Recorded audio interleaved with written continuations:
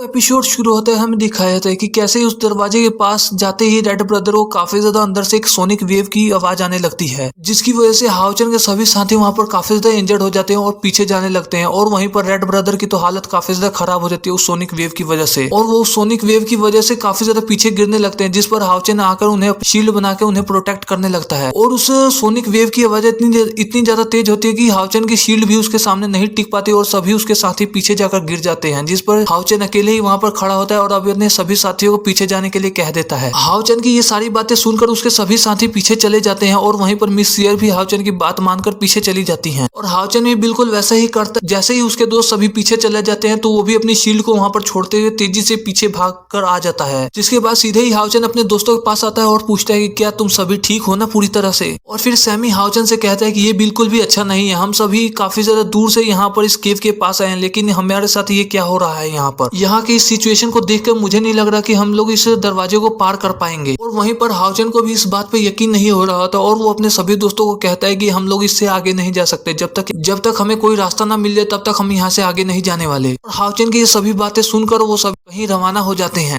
और हाउचन पीछे मुड़कर उस केव को देखता है और काफी ज्यादा हैरान हो रहा होता है, क्योंकि वो इतनी दूर आकर इतनी आसानी से फेल नहीं हो सकता था। और फिर हमें वहां पर रात का सीन दिखाया जाता है कि काफी ज्यादा वो लोग सेफ होते हैं और एक सेफ जोन में आकर वहां पर सभी लोग कैंप कर रहे होते हैं। वो सभी उस रेंज से बाहर आ गए थे और वहां पर उन्हें चीख वो काफी ज्यादा कम मात्रा में सुनाई दे रही थी और वो हर थोड़ी देर बाद वहां पर वो चीख आ रही थी। हाउचन हर बार उस चीख का टाइम नोट करते जा रहा था और वहीं दूसरी तरफ साफी लोग काफी ज्यादा मजे कर रहे होते हैं। वहीं पर चेरी खड़े होकर कहते हैं कि ये सब बिल्कुल ठीक नहीं हो रहा, हम लोग हजारों मील कर सफर कर कर यहाँ पर आए हैं और लेकिन यहाँ पर आकर भी हम अपने मकसद में पूरा नहीं होते, तो हमें यहाँ पर आने में क्या फायदा। और वहीं पर ग्रुप नंबर 4 की एक लड़की कहते हैं कि इस चीख की वजह से मेरे सर में काफी ज्यादा पेन हो रहा है और उस सोने की वेव के अटैक की वजह से वहां पर सभी लोग काफी ज्यादा इंजर्ड होते हैं, जिस पर डीमन नंबर 4 का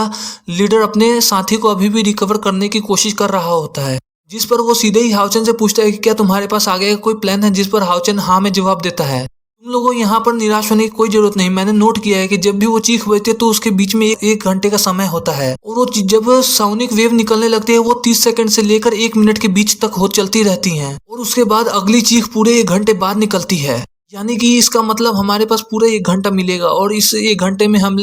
लोगों को उस केव के अंदर जाकर बाहर भी आना है। और वहीं डीमन नंबर 4 का लीडर कहता है कि ये घंटा तो काफी ज्यादा कम है, हम लोगों को नहीं पता कि आखिरकार उस केव में क्या है और किस तरह से वो मिशन कंप्लीट कर पाएंगे या नहीं, और हमें तो ये भी नहीं पता कि उसके अंदर जाकर हमें किस चीज से सामना करना पड़ेगा। हम लोगों को उस सोनिक वेव की वजह से अपनी जान से हाथ भी धोना पड़ सकता है और यदि हम सभी उस केव से बाहर निकल कर ना आ पाए तो हम लोग वहीं पर मारे जाएंगे। और वहीं पर रेड ब्रदर भी अपने लीडर की बात सुनकर कहता है कि हाँ, मैं भी इनकी बात से पूरी तरह सहमत हूँ, क्योंकि मैं भी उस केव के काफी ज्यादा पास था, जिसकी वजह से मुझे काफी ज्यादा इंजरी हुई है और वो सोनिक वेव इतनी ज्यादा पावरफुल थी कि जिसकी वजह से मैं तो वहां पर मर ही जाता। जिस पर हाउचन वहां पर खड़े होते हुए कहते हैं कि हम इसकी वजह से तो हम अपने मिशन को यहाँ पर छोड़ तो नहीं सकते, मैंने फैसला किया कि मैं उस केव के अंदर अकेले ही जाऊं, क्योंकि मेरा ऑरा सबसे ज्यादा स्ट्रांग है और मैं अपनी शील्ड का इस्तेमाल करके उस सोनिक वेव के अंदर आसानी से रह सकता हूँ। मुझे वहां पर छोटे मोटे अटैक से ज्यादा फर्क नहीं पड़ेगा। यदि हम लोग यूं ही उस वहां से पीछे हटकर वहां वापस चले जाते हैं तो मुझे तो बिल्कुल अच्छा नहीं लगने वाला। हाउचन की ये सारी बातें सुनकर सियर उसके पास आती है और कहती है कि ये बिल्कुल ही ठीक नहीं है, अंदर जाना एक पागलपन है और वहां पर जाकर कोई आदमी मर भी सकता है और यदि तुम अंदर जाते हो तो तुम्हें कुछ हो गया तो। जिस पर हाउचन उसे मना करते हुए कहते हैं कि मेरी फिक्र मत करो और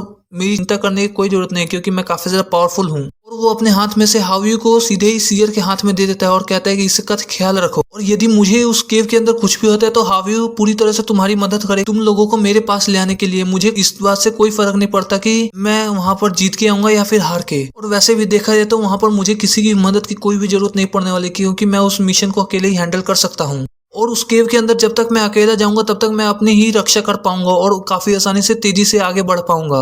और वो अपने सभी दोस्तों से कहता है कि तुम सभी को यहीं पर रुकना चाहिए, क्या पता कि यहाँ पर कोई दोबारा से रीइंफोर्समेंट टीम आ जाए जिससे तुम सभी इस जगह को प्रोटेक्ट करोगे। और इतना सुनते ही लिंग्स वन सीधे ही हाउचन के पास आता है और सीधे ही उसके पास से बहुत सारे इलेक्सर्स हाउचन को देता है और वो हाउचन के पास आते ही कहता है कि टीम लीडर चाहे कुछ भी हो जाए तुम्हें वहां से हर हालत में वापस आना ही है। और वहीं पर सियर की हालत भी काफी ज्यादा खराब होती है और कहती है कि तुम बिल्कुल ही वहां पर अपनी जान की बाजी मत लगाना और चाहे कुछ भी हो जाए तुम वहां से जरूर वापस आना। और हाउचेन सियर से कहता है कि मुझे कुछ भी हो जाए अंदर जाना ही होगा। और इतना क्या है, हाउचेन सीधे ही मिस सियर को हक कर लेता है और इसके बाद हाउचेन सभी को अलविदा कहते हुए फौरन ही वहां से रवाना हो जाता है। और वो उस केव के अंदर जाते जाते सियर से कहता है कि मेरे जाने के बाद इस टीम की पूरी जिम्मेदारी तुम पर है और इस टीम की अच्छी तरह से देखभाल करना। मैं ये नहीं चाहता कि मुझे वहां से वापस आने के समय तुम बिल्कुल भी खराब हालत में हो, इसलिए तुम यहाँ पर अपना पूरी तरह से ख्याल रखना। और हाउचेन सीधे ही फिर से उस दरवाजे के पास एक बार और खड़ा हो जाता है और वहां पर अपने हाथ में टाइम देख रहा होता है कि अब चीकी वे अब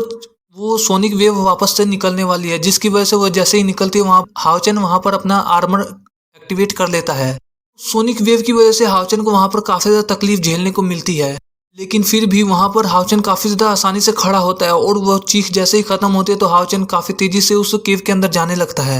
और हाउचेन जितनी ही तेजी से उसके केव के अंदर जा रहा होता है कि तभी उस केव के अंदर से काफी ज्यादा रेड डीमंस बाहर निकल कर सीधे हाउचेन की तरफ आ रहे होते हैं। उन सभी रेड डीमंस को देखकर हाउचेन को लगता है कि ये सभी उसकी तरफ ही आ रहे हैं उसके ऊपर हमला करने के लिए, लेकिन ये बात नहीं होती। वो सभी वहां से जान बचाकर अपनी भाग रहे होते हैं और वो सभी ही हाउचेन के ऊपर हमला नहीं करते और हाउचेन उन सभी को वहां पर आता हुआ देख सभी को जान से मार देता है। और उन सभी डीमंस के शरीर पर काफी ज्यादा जख्मों के निशान होते हैं, जिस पर हाउचेन काफी ज्यादा हैरान होता है और कहता है कि इन सभी डीमंस की किससे फाइट हुई होगी जिसकी वजह से इनके शरीर पर इतने बड़े बड़े घाव हैं। और इस सब की फिक्र ना करते हुए हाउचेन फिर से उस केव के अंदर बढ़ना शुरू कर देता है और यहीं पर हमारा ये एपिसोड खत्म हो जाता है। तो दोस्तों वीडियो पसंद आई हो तो आप वीडियो को लाइक करें एंड चैनल को सब्सक्राइब करें और कमेंट में बताना कि वीडियो